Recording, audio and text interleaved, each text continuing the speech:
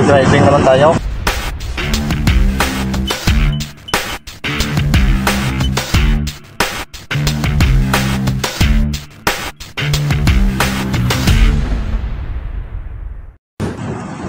Update tayo ng ating hazard.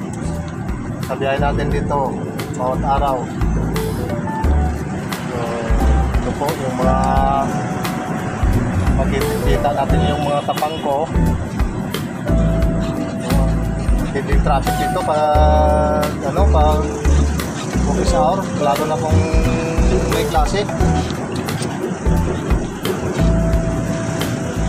So, ingat po tayo palagi. Marami po ditong nagpa-park na mga tricycle or mga anak. Makita natin doon sa kaliwa yung yung nagpa-park doon na nandito sa Robinson. So dandahan lang po tayo dito at ingat po sa pagmamaneho natin. Ito po, mayroon dito one way.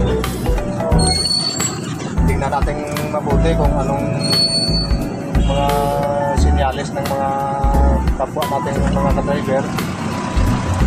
Ito po, nakikita po natin lahat na nagpaka-park dito. Double parking, tapos mayroong na unload or paakyat ng pasahero ng mga jeepney o mga minibus. Ito po yung tandaan natin na tayo po ang mag-handle sa kanila kung paano natin sila i-handle ng safety. Ito po, sana lahat ng mga driver dito mga maunawain at makipagbigay tayo. So, tingnan natin ng mabuti yung ating side mirror bawat every 3 seconds para makita natin yung sa gilid natin kung sa harapan yung full mirror natin. Huwag natin kalimutan mga ka-driver, tingnan ng mabuti. Yun yung ating mga safety driving tips dito. So ito pa po, nakita natin yung sa gitna, yung mga haligi. So ito po, tingnan natin yung mabuti sa kaliwa natin o sa kanan kung mayroong sisingit na tricycle o mga motor ba na single. So dito, babantayan natin sa ating pagmamaneho. So ikot tayo dito sa kaliwa kanan. So tingnan natin ng mabuti yung ating sa tagiliran natin, para safety yung ating pagliko. Pati yung mga bubong ng dito, mga tapang ko na din sa kalsada, ito po ay talagang critical dito. So tingnan lang natin ang mabuti, tapos dandahan lang po para kung sa ating safety sa pagmamaneho natin. So kita natin yung nagpa-park doon, kung hindi natin palaging tinitingnan yung side mirror natin at saka full mirror, mayroon pong biglang tumawid. So yun ang dahilan ng pagbangga natin o pagsali natin sa kanila. Pero kung palagi tayo na sa present of mind, natin ma-handle ng mabuti yung ating pag-travel. Dito po tayo sa Barangay Port San Pedro. O ito po makikita nating mga nagpapark dito, double park oh. Halos hindi na ano yung ano natin, mga sasakyan natin, yung oh, kita natin na mga room parking oh.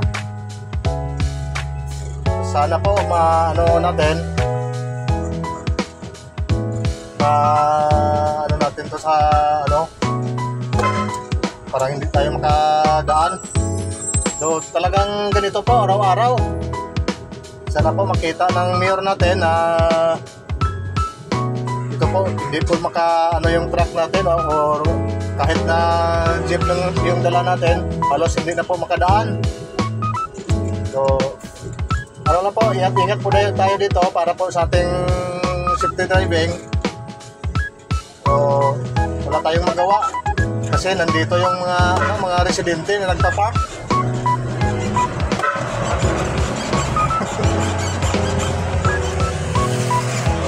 Sana lagyan ng ano dito, ng traffic enforcers, ano ng mga sasakyan dito, mag-minimize. Ano po, kung paano natin ito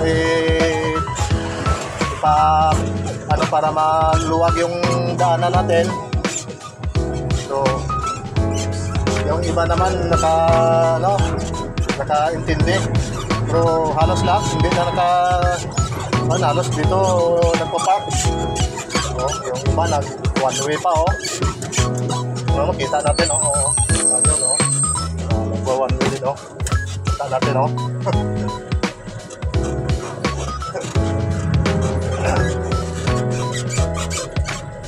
Ayan.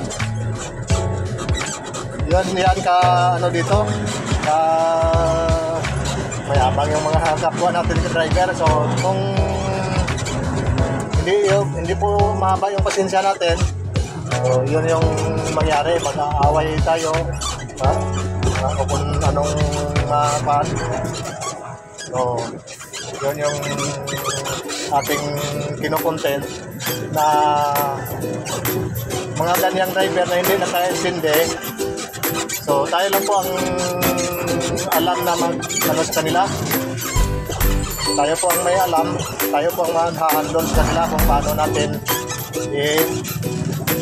maiwasan yung mga ganitong bagay oh. Mga disgrasya, mga pagdaan. So yan yung ano natin sa pagdadrive natin. So, ito po, itong dinadaanan natin ngayon, one way po sana ito, pero kasi nakasara doon sa sa kabila yung kalsada, ginagawa nila ng kanal. So nakasara po. So makita natin doon sa unahan may jeep na doon dumadaan, pero hindi makakasya yung natin, yung truck. So dito tayo pinapadaan ng mga pulis auxiliary.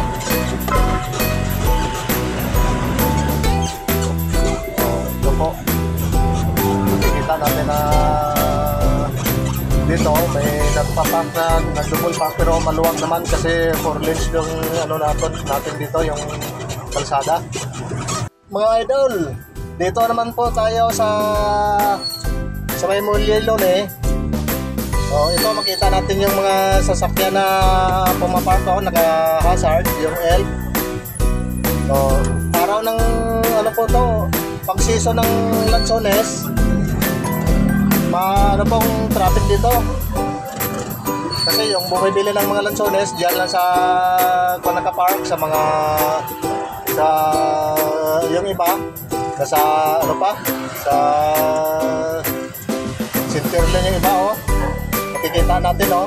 So yun, ingatan natin po dito sa pag season ng Lanzones dito. Marami pong bumibili at maraming nagpa-park, double park yung mga natin, yung bumibili ng mga Lanzones dito sa galing sa barko. So ito po oh, makikita natin to oh. Oh yan oh. Ayan. Oh, double park oh. Ayan, makikita natin oh. Oh. Dandahan lang po tayo dito para kung sa safety natin. O, nag-u-turn bigla yung iba. Baka hindi natin makikita. O, may biglang lumabas. Baka hindi natin makikita to. So, ano natin? Ilisyon nyo natin sa pan, sa ano natin. Mga kapwa natin driver, mga saway. So, makikita natin, oh. Ayan. Kuminto, tapos, ano naman. So, tayo lang po bahala mag-ano sa kanila. Naku po. Ang hirap dito. So, tara na. Talagang traffic po dito pag ano ng Lanzones season. Kikita naman natin yung mga ano doon, mga nagpa-park na yung iba na wrong parking at saka na double parking.